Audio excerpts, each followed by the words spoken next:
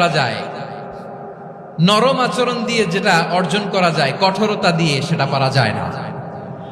বিষ্ণু ঈসা ইসলাম ইহসান দিয়ে, কোমল আচরণ দিয়ে, তার অনুগ্রহ দিয়ে তিনি অনেক কাফিরের হৃদয়কে জয় করে ফেলেছেন। সাইয়েদনা সুমামা ইবনে উসাল রাদিয়াল্লাহু তাআলা আনহুর কথা মনে পড়ে যায়। তিনি ছিলেন ইয়ামামার বাদশা। মদিনাতে বিশ্বনবীকে হত্যা করার নিয়তে এসেছিলেন, গোপনে গোপনে বিশ্বনবীকে হত্যা করে আবার ইয়ামামাতে তিনি ফিরে যাবেন। কিন্তু কি অবাক করা কাণ্ড, হত্যা করতে পারে নাই, সাহাবাদের হাতে তিনি ধরা পড়ে গেলেন।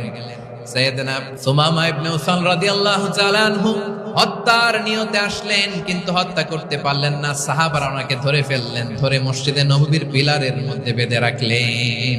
সুমামা ইবনে উসাল, সিরাত থেকে শোনাচ্ছি রাদিয়াল্লাহু তাআলা আনহু ইয়ামামার অধিপতি ছিলেন, বিশ্বনবীকে হত্যার জন্য